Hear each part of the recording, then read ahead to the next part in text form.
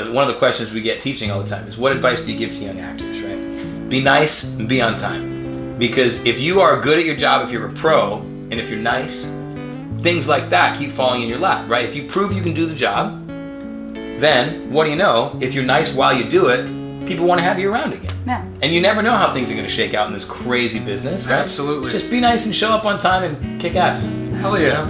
Interviewing Broadway stars of all kind, asking the questions that you have pined. Grab a slice and you can unwind, 'cause now it's time for a pizza your mind. Hi, and welcome to another episode of A Pizza Your Mind. This one is on location. For the first time, it is out of my apartment. We are with Matt DeAngelis and Christine Dwyer. Before we talk about anything, I like to eat first. Okay? So, grab your slice. This is, everyone, this is chowder. Chowder! Chowder. Say hi, chowder. He's eating all the, everything that's Everything we're dropping.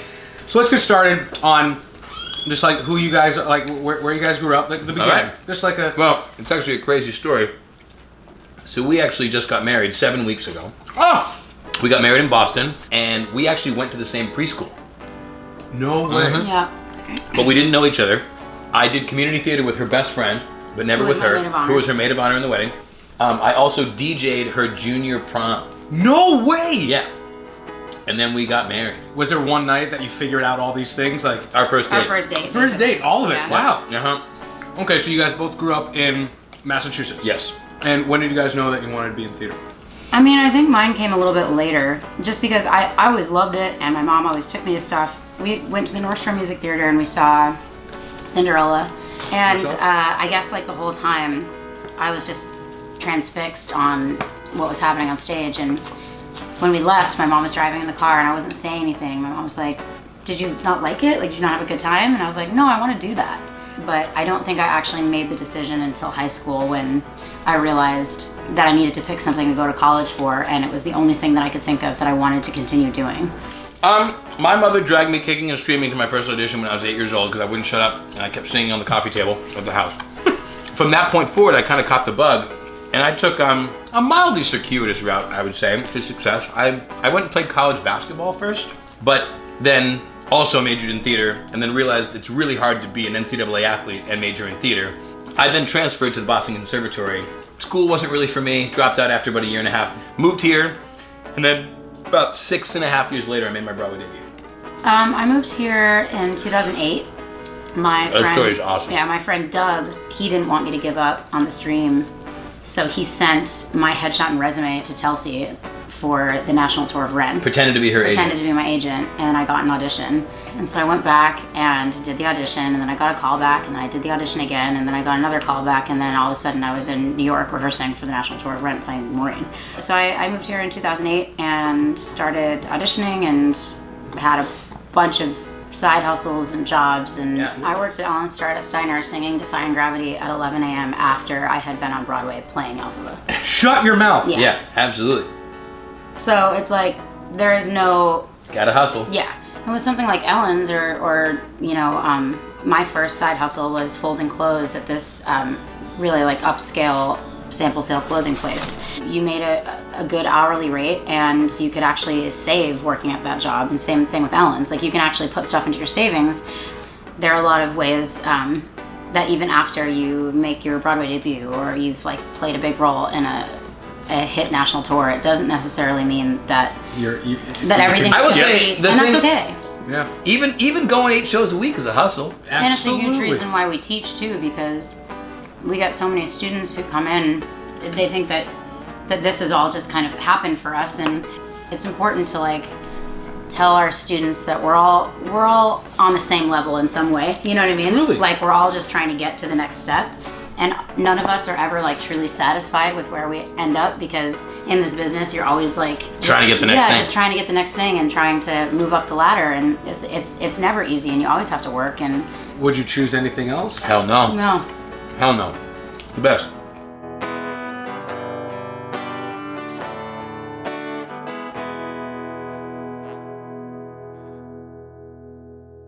I want to just a little bit more. Where did you guys meet? How did you guys meet? Well, we have a couple different stories. I actually remember the first time that we met. He doesn't. So the first time we actually met was when I was doing a concert called We're Kind of a Big Deal in Japan. And Rachel Potter, who's Matt's ex-girlfriend, they were like, had just started dating, came to the show because Rachel knew one of the girls. And Rachel came up to me afterwards and she was like, I really like your voice and blah, blah, blah. And I met Matt then. Then, like, fast forward a few months, I book Wicked and I re-meet Rachel again because we were in callbacks together. And then I run into him on the street, and then fast forward a few months later, and Rachel booked Wicked on the same tour as I did, and we like all became friends. And then this is when he actually remembers meeting me. Because of that, me and Rachel had already broke up, and we're still very good friends to this day. I had just left the hair tour. I had 2 weeks off because I booked American Idiot on tour. Rachel was like, I'm going on for Glinda. I'm not sure if you'll ever get to see it again. Fly out to Madison if you can. So I flew out to Madison, and then after that show, we all went to a pool hall, like right around the corner from the theater. And that was the first time I remember meeting you. Yeah. And then I was like, you're from Massachusetts. We should hang out. And she's like, yeah. And then we didn't. And then, like 5 years ago, probably now, we met at a concert. We became actual best friends and like would always hang out. We were just buddies, and then I went back on the Once tour, and we would Skype at night and get each other through our bad breakups. And then I asked her out every day for a month when I got back, and she said no. And then finally she relented, and then we both knew we were going to get married on our first date. Cool. Thoughts? No, that's pretty accurate. Yeah.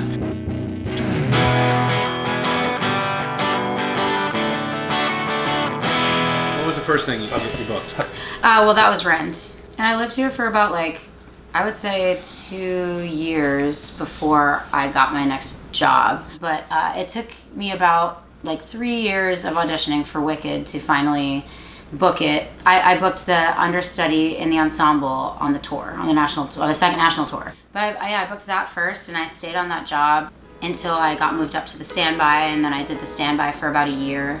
Now that I have my equity card, I really want to go back to the city and try to do something with it. And so I ended up leaving that tour, and then like, what do you know, 2 months later, they were like, actually, can you come play Alphaba? On the tour? On the tour. So I went back to my same tour, played Alphaba there for about a year, then came back to New York, and I don't know, I think maybe like 5 to 7 months later, they asked me to be the standby on Broadway, which was my Broadway debut. I got the phone call that they wanted me to be the standby, and I just remember like calling my mom and my dad and crying, and I found out my first week that I was going to be taking over for Lindsay Mendez after she left. Before I'd even gone on for Alphaba for my Broadway debut, in a few days. They were like, hey, you're going also, to take over. Yeah, they were like, by the way, like, you're the standby now, but we basically just brought you in here because in 2 months when Lindsay leaves, like, you're gonna be Alphaba. So. Were you shitting bricks? Oh yeah, totally. Yeah, that ended, and then I worked at Ellen Stardust Diner for a while, singing Defying Gravity down the street from the Broadway theater I used to walk into, and then I started getting auditions for Finding Neverland. So I went in, and then all of a sudden I kept getting called back, and after like a few months, I was like, I think that I'm actually going to get this, which is strange because never in a million years would I have thought I would play the same role as Laura Michelle Kelly. Like, we're just not at all the same vocally or looks-wise or types-wise, like anything. I've never been in the same call as her. But I ended up getting that part and went on Neverland for 14 months. And then I asked for the audition for JCS. I didn't get one. If they were going to go the way that I thought they were, which was like really edgy, I had bright red hair at the time, I had this nose ring and all that, I was like, there's no reason that I can't go in and book the ensemble in Jesus Christ Superstar, unless it's like crazy dancing, which of course, lo and behold, it was. So like I went to the dance call and like totally messed it up. And then I ended up getting that part, did that, which was... With Sarah Bareilles. With Sarah Bareilles. And then moving forward, I got called in for Waitress. And auditioned for it about like five or six times, and I had an audition for it in like 5 months, and then I randomly got a call. They were like, "Hey, do you want to come on the road?" And by the way, and be Jenna, and by the way, we need you there next week. And by the way, can we figure out whether Matt can come play Earl? Right. So I ended up going out for 6 months playing Earl opposite my real life wife. So how was that the first time doing it? Was this the first time you did We a show never worked together, yeah. Yeah. No way! Yeah. How was that? That was awesome. That was so rad. It was super fun. So rad. That's so awesome. And that's basically it. I just got back. So Yeah, and in the midst of that, we planned a wedding and got married. I got married, closed the tour, and now I'm unemployed. Drinking beer and eating pizza. Drinking beer and eating pizza.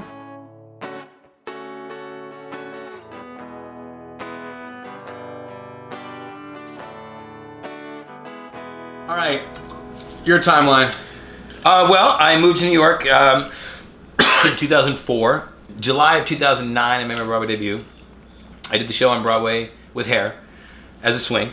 This is like September Yeah, 2008. 2008. I was on vacation on the Gulf Coast of Alabama. I got the call that I had this audition, and I went up, and Kyle Harris was at the audition for the same part as me, for the swing and hair. So we finished the audition, it was down at the Public, and we went across the street to catch up. And I got the call across the table from him that I was going to get the offer. Oh, man. And I literally just kind of put the phone down. He's like, "You got it, didn't you?" And then he came over and he gave me the biggest hug, and he was like, he couldn't have been more supportive. And I was trying to play it cool because I didn't want to be disrespectful. Of course. And I remember I called my mom. I was like, I got to call my mom. And I was like, "Hey," I was like, "Are you sitting down?" I was like, "I'm going to be on Broadway." And just cried. It was pretty magical. That is so special. Yeah, it was pretty cool. That is so special. So that happened. I joined the company July of 2009.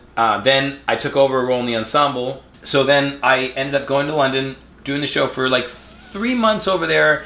And then Luther Creek, who was our Wolf, booked Spider-Man. And I took over Wolf on the West End. Oh, cool. For the last 3 months of the run. And then got the offer to play Wolf on the whole tour. And I was out with that show until the very end of 2011.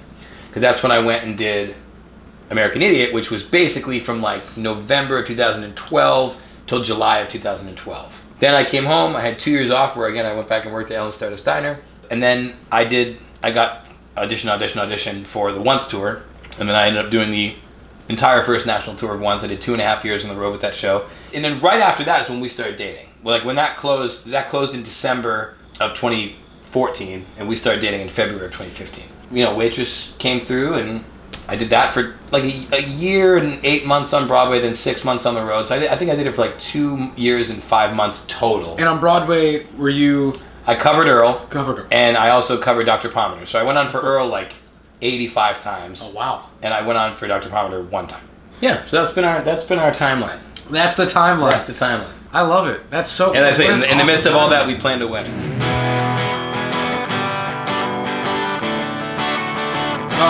What are some the best perks of being on Broadway? What are some of the coolest perks that you've... The stars that come backstage. No, that's not... I'm so boring. I was sleeping in my own bed. That was but that's so true, though. Oh my God, it's so true. I don't know, the community part of it, going to Broadway bowling, going to Broadway softball, going to the Broadway spelling bee, crazier things. Waitress was written by a woman named Adrienne Shelley, and there was this horrible thing that happened before the movie even premiered, that she was murdered in her home in a home invasion.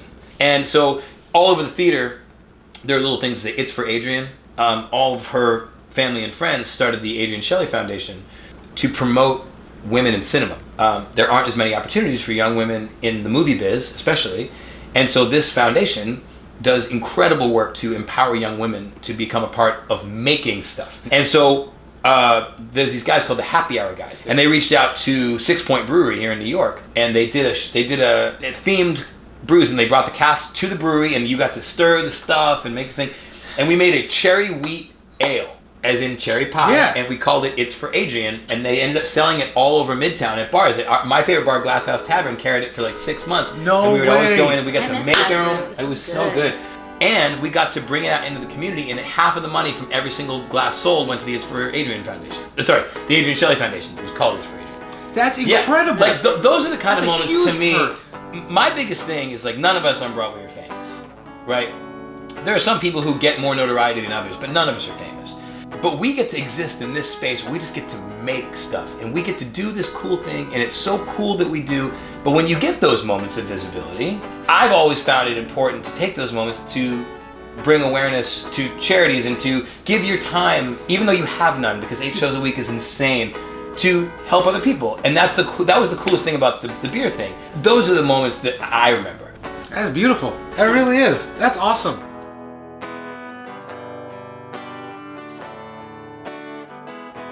What next? Now that we've tugged at the heartstrings. I know, really.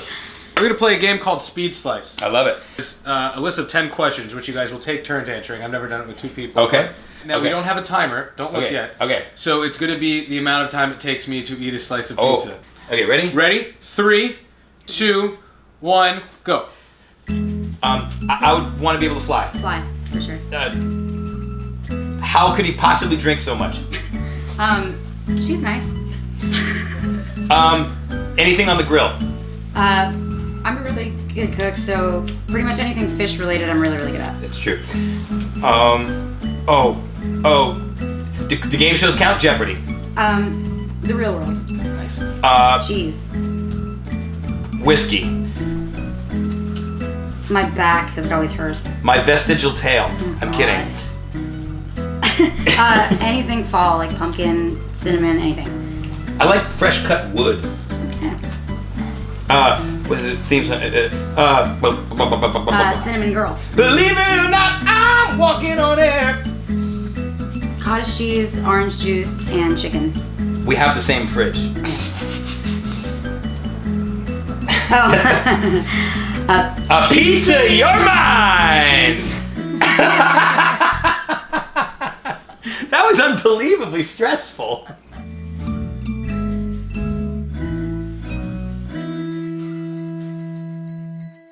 What is next for you guys? I've always really wanted to do a straight play, so that would be great. I really want to break into the TV world. I filmed an indie movie a couple of years ago, and it was such an awesome experience. And my first love has always been acting. I've always considered myself an actor first before a singer or a musician, and it's where my passion lies. And so I think I want to really go for that. Absolutely. Next. For me, it's continuing to focus on TV. I'm playing the lead in a show at a regional theater. I'm really excited about it. I've been working really hard on it already. And then we're going to try to spend the holidays with our families and try to keep booking TV. And we took a little mini trip after our wedding, but we're actually taking our actual honeymoon in January. We're going to Japan, Thailand, and Australia for 3 weeks. Oh my It's gosh. going to be awesome. That's going to be awesome. Yeah. That's going to be so much fun. But so that's what's next on the documentary. Well, thank you guys so much for doing this. Thanks for having us, Really, man. It was really, such a fun Of course. pleasure. It's Yes. awesome. Of course, so of fun. course, of course. Thank you guys. Thanks for coming to our house. Hey, thank you for Love to have having you back me. for a party sometime. Yeah, oh, I'm all about it. For sure. Thank you so much to Matt DeAngelis and Christine Dwyer for being on A Pizza Your Mind and welcoming me into their home. Oh, I just noticed those. Yeah, Those are Edison super bulbs. nice. You guys can't see it, but there's 3 Edison bulbs, but like giant ones. That's super cool. Sorry, I got lost in it. Stay tuned to the next episode. Thanks for watching. Grab a slice and like, share, follow. Other internet words. Yeah. Hashtag. Hashtag. Whatever. Thanks for watching, guys. Bye. Bye.